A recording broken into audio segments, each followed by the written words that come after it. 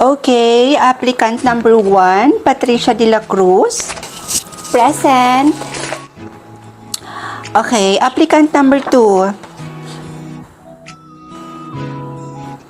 Applicant number 2? May applicant number 2? Yes, ma'am, meron. So, wala siya right now. And I hope pasok ang fang quality sa inyong qualifications. Ma'am, I'm sorry if I am late. Nasira po kasi yung elevator kanina, kaya naghagda na lang po ako at tumakbo na lang po ako. Ma'am, I'm still qualified for the interview. Your reason is valid. So, kayong dalawa, sundan niyo ko dahil hinihintay na kayo for the interview. Halina kayo. Ikaw ang applicant number 2? Patricia? Hanggang dito ba naman? Nakikipagtalo ka pa rin sa akin, Fernandez?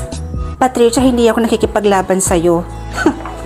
Elementary pa lang tayo, Fernandez. Nakikipag-unahan ka na sa akin. Rank 1, top 1, first honor, valedictorian, ano pa? Magkaiba ang school at sa actual job. At dito ka pa talaga mag-a-apply sa pinag-a-applyan ko? Sa bagay, nabalitaan kong gumraduate ka ng college ng... nga. Samantalang ako, graduated with flying colors. Cum laude. Hindi ka pa rin talaga nagbabago. Pag alam mong mauungasan ka ng tao, iba pa ba mo? Mauungasan? So you're trying to say na hindi ako matatanggap dito sa pinag-a-applyan natin? Mga madam, tara na ho. Inaantay na po kayo ni boss.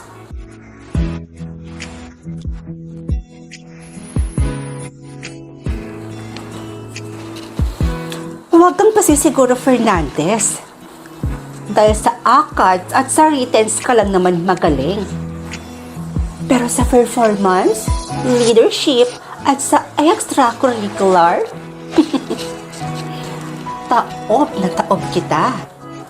I know, pero somehow, sa strategy, concept, unique ideas, at sa vocabulary, alam kong mas lamang ako sa'yo.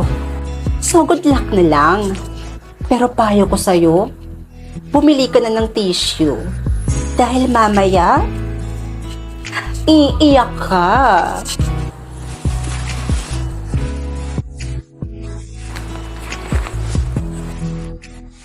Okay, it's your turn, applicant number 1. Pasok ka na.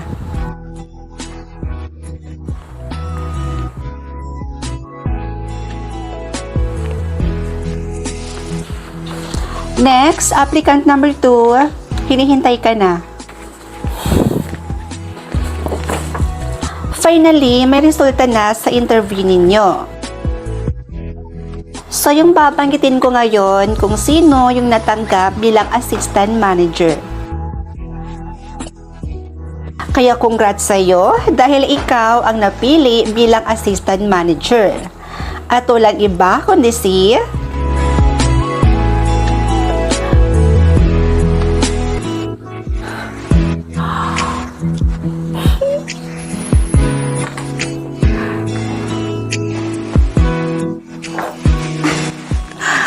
Yes! Ako nga yun! Ang pinakamaganda at pinakamatalino sa lahat. Okay, thanks.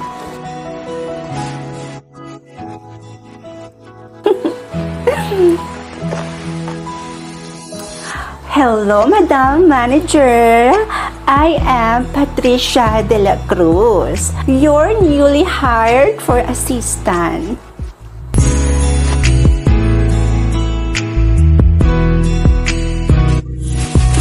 Oh, nandito ka na pala. It's nice to see you again, Patricia de la Cruz. Ikaw na naman? Teka, ano ginagawa mo dito? Ang kapal talaga ng pagbumukha mo, no? At ang desperada mo. Hindi ka natanggap dito, di ba? Ako yung natanggap dito bilang assistant manager. Kaya ano pa ginagawa mo dito? Eh, sino ba kasing may sabi sa'yo na assistant manager ang inaplayan ko nung araw na yon? Manager ang inaplayan ko noon at hindi assistant manager.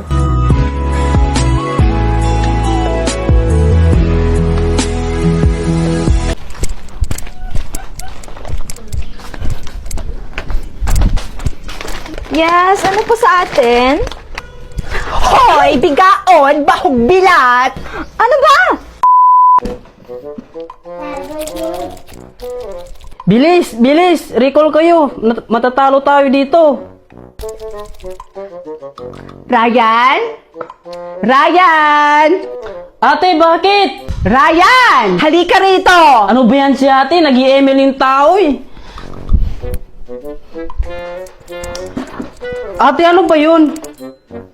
Ibili mo nga ako doon ng napkin, isa lang. Ha? Napkin? Bakit ako? Eh, sino yung uutusan ko? Eh, ikaw lang naman yung kapatid kong nandito. Ate, nakakaya ate! Ah, nakakahiya. Mas nakakahiya kapag binugbog kita tapos nagkabukol-bukol yung ulo mo. Ano, bibili ka doon? O bugbubugin kita? Oo na, bibili na! Arte? Ote, pinapabili mo! Ay, taka, balik ka dito. 100 pesos yung binigay ko sa'yo kanina. Bakit 20 lang to? Eh yan, binigyan ng tindera eh! Alam ko na. Kulang-kulang yung sinukli sa'yo dahil kulang-kulang ka. Halika, sugurin natin yung sinasabi mong tindera. Bakit ito lang isinukli sa'yo? Grabe siya ha. Alam na yung kulang-kulang ka tapos kulang-kulang din yung isusukli sa'yo. Halika nga dito. Saan ka ba banta bumili? Diyan sa unahan!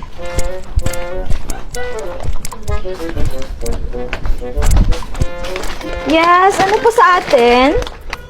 Hoy, bigaon, bahog bilat! Ano ba? Bumili siya dito ng napkin, tapos 20 pesos lang, yung isunukli mo dun sa 100. Porket kulang-kulang at may krung-krung tong kapatid ko, gaganyan-ganyan yun na. Ay nako, alam ko talaga yung mga modus nyo eh. Yung mga taong ganyan, yung mga taong hindi marunong lumaban ng patas. Kapag alam yung kulang-kulang yung taong bibili doon sa store ninyo, dadayain nyo. Kasi alam nyo na kulang-kulang at may pagkakrong-krong yung taong bibili dito sa inyo. 100 pesos yung pera ng kapatid ko tapos ito lang isinikli mo 20 pesos. Bakit? Saan ba yan bumili? Dito ba yan bumili? Saan ka ba bumili? Sa unahan pa! Ay, lintimang ka, uy. Di mo sinabi. Kakahiya ka talaga. Balik ka dito. Saan ba yun? Sandali! Bakit? Bumalik kayo dito. Ano ba yun? Ah! Pulutin mo yan! Kasi? Kahiya ka? Sana madali lang. Os? Tatlo lang pala. Kayang-kaya. Si Bunso? Easy. Ang cute naman ng anime na to. Ano ba yung pinapanood mo, Bunso? Ay, ate, nandyan ka pala. Nanonood ako ng anime dito sa Loklok, ate. Wow! Kaya ikaw, ate, gumamit ka na nito at manood ka na ng mga movies dito. I-try mo din panoorin dito yung Will You Marry Me. Grabe, ang ganda ng plot twist nun. Dahil dyan, binilhan kita ng chocolates. Di ba paborito mo to? Wow! Ice cream! It's my favorite! Thank you, ate! Sino naman kaya yung next? Ay, si Mama? Naku! Agdali! Ma, may lakad po ba kayo? Bihis na bihis kasi kayo eh. Ay, oo anak, may lakad kasi ako eh. Tsaka, may kaibigan lang naman akong sasamahang pumasyal sa labas. Ah, ganun po ba? Kaya naman po pala. Pero alam nyo ma, habang tumatagal, paganda kayo ng paganda at pasexy kayo ng pasexy. Habang tumatagal, parang pabata kayo ng pabata. Asus! Ito talagang anak ko. Ang galing talaga mang bola.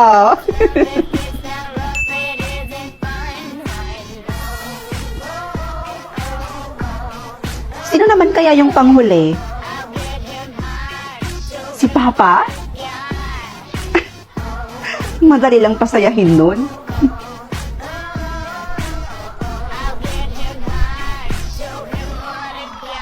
Ay, Pa? Nandito lang po pala kayo. Oh anak, bakit ka nandito? Gusto ko lang po sabihin sa inyo pa na pinakain ko na po yung mga alaga niyo pong manok. Busog na po sila eh. Ay, ang sweet naman ng anak ko. Salamat anak ha. You're welcome pa. Huh? Bakit ganun? Bakit hindi nag-complete? Napasaya ko naman siguro si Papa. Anak, may sinasabi ka ba? Wala po. Napasaya ko naman po kayo, di ba pa? Aba, oo naman anak. Siyempre, sobra-sobra pa nga eh. Teka, bakit pala anak? Wala po. Sige pa, balik na po ako sa loob. Bakit kaya ganun? Bakit hindi na-complete yung task? Napasaya ko naman si Papa. Pero bakit hindi ko natapos yung task? Hindi ko na kumpleto? Or baka nag-glitch lang? Imposible eh. Tito? Uy, inaanak. Hello po, Tito Armando. Si mama mo? Asan siya? Nasa loob po si Mama, Tito. Ewan ko ba, pero parang may lakad po si Mama. May sasamahan daw siyang kaibigan na mamamasyal. Ganun ba? Sige.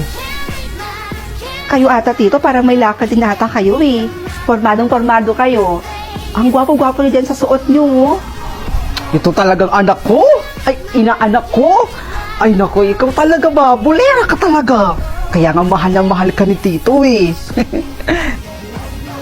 At dahil napasaya mo ko ngayon, pag-uwi ko mamaya, bibilhan kita ng pasalubong. Naku. Thank you, Tito.